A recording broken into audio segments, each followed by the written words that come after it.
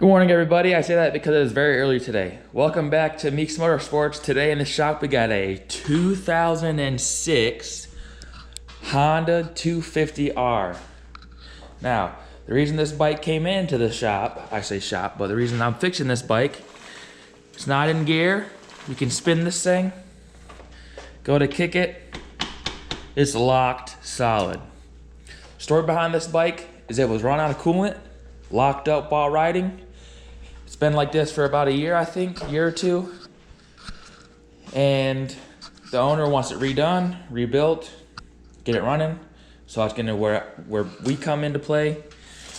And we're gonna start off by probably gonna end up kicking myself in the butt for not doing this first. I'm gonna leave the crankcase in, check for shavings in the filter.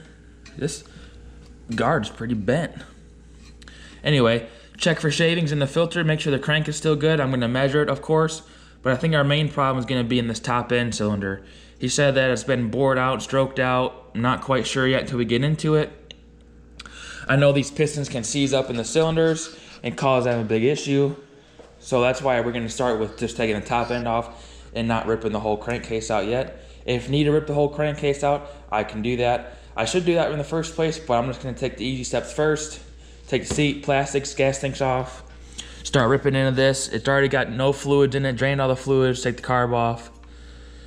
So we'll see, hopefully, or could even be the cam chain broke. I've had these Hondas, the cam chain breaks, and it'll lock up that way. So if that's that'd be a good cause. But being that it was low on coolant, there's no coolant even in here. Because like I said before, it's been drained. I'm hoping it's just an easy fix and it's just a top end and the bottom end is okay because it still had oil in it. So I'm assuming the crankcase would still be good, the crank would be good, which like I said, I'll measure side play and end gap and all that fun stuff. But this is our new project. This is gonna be part one of the rebuild. I'm just gonna be taking it out, seeing what's wrong with it, maybe ordering the parts that we need to. So we're gonna get going with this rebuild.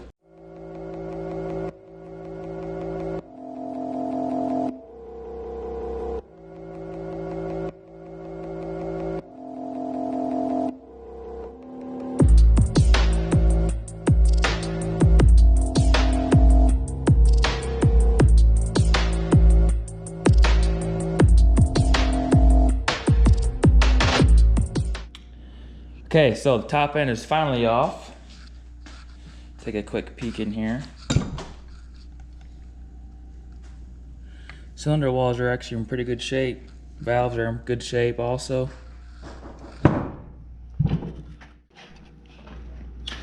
So we got the top end off. Top end, for the most part, it looks pretty good. I don't know how much light I can get in there. Valves are look good, in good condition. There's a little bit of carbon buildup, but nothing to be worried about. Cylinder is in really good shape. Got a lot of cross hatching on it. I found the problem though. Remember how I said I'm gonna kick myself in the butt for not taking the engine out first? Well,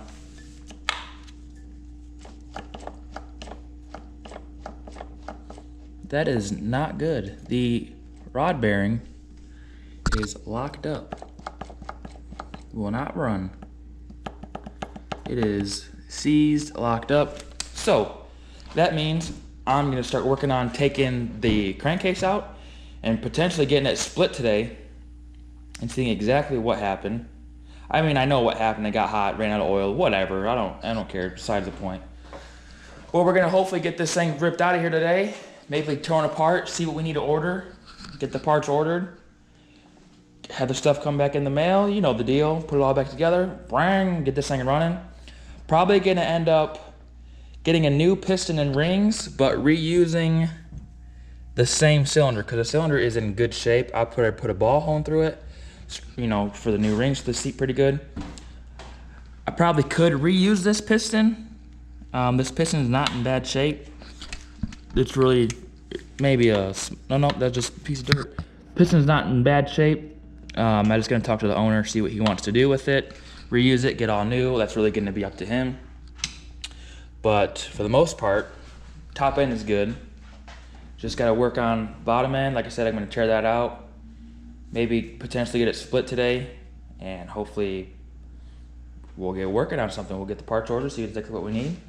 So I'm gonna start tearing the bottom end out and we'll go from there. Got the engine out. It is locked. We're gonna pop this oil filter cover off. I drained the oil. Come on, baby. It's stuck on there. You're like, oh, you didn't clean it before you was taking it apart, but it's gonna get all brand new. So I'm gonna get in there and clean everything else. Oh yes. Oh my God, that's a bad crank. It's getting a crank, no doubt, getting a crank. That is nice. Oh boy. Oh boy. Getting a crank for sure.